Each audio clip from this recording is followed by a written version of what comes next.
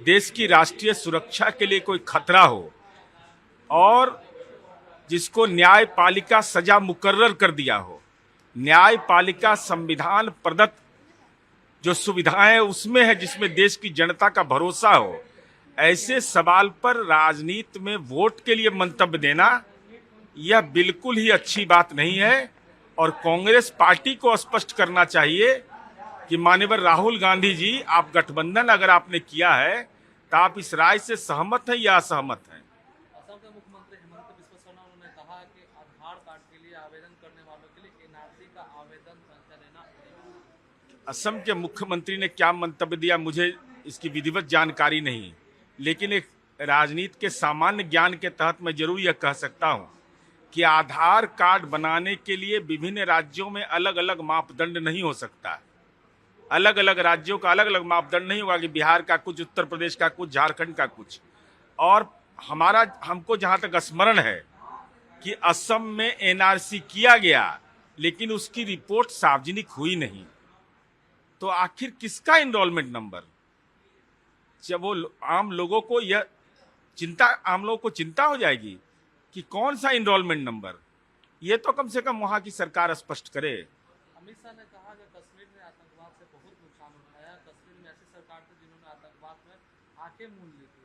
ये लोग शांति यहाँ कराते थे तो मुख्यमंत्री बन जाते थे, जब आतंकवाद था तो दिल्ली जाते थे और कॉफी बार में कॉफी पीते थे। भाजपा ने 10 वर्षों में आतंकवाद को 70% रोका कि जम्मू कश्मीर देश का मुकुट है और जम्मू कश्मीर देश की राष्ट्रीय सुरक्षा के लिए महत्वपूर्ण है। पाकिस्तान प्रायोजित आतंकवाद का जम्मू कश्मीर शिकार होता रहा और दुर्भाग्यजनक पक्ष यह रहा कि देश के अंदर जिन लोगों ने लंबे अरसे तक सियासत किया, उन लोगों ने संवैधानिक मान्यताओं को धत्ता बताते हुए लगातार राष्ट्रपति शासन की वकालत की, वहां पर दल को तोड़ते रहे। तो ऐसी स्थिति में आतंकवाद पर कोई आपस में असहमति की गुंजाइश नहीं रहती है। ये तो नया दौर है कि राष्ट्रीय सुरक्षा जैसे महत्वपूर्ण विषय पर, विदेश नीति पर भी लोग मतभेद और मनभेद रखते हैं।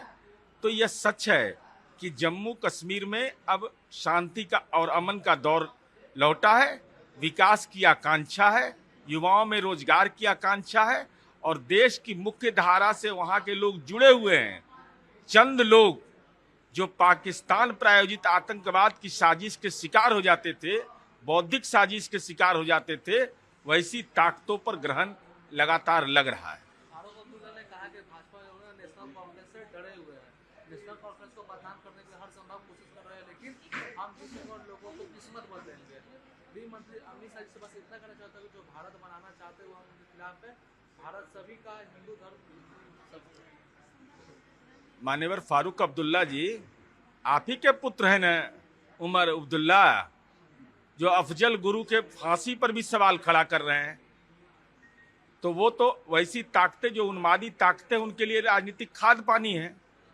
और देश का जब संविधान है, चाहे वो हिंदू हो, मुसलमान हो, बौद्ध हो, सिख हो, पारसी हो, सबका है। इस भ्रम को फैला करके देश के अंदर में राजनीति की दुकान नहीं चलाई जा सकती है।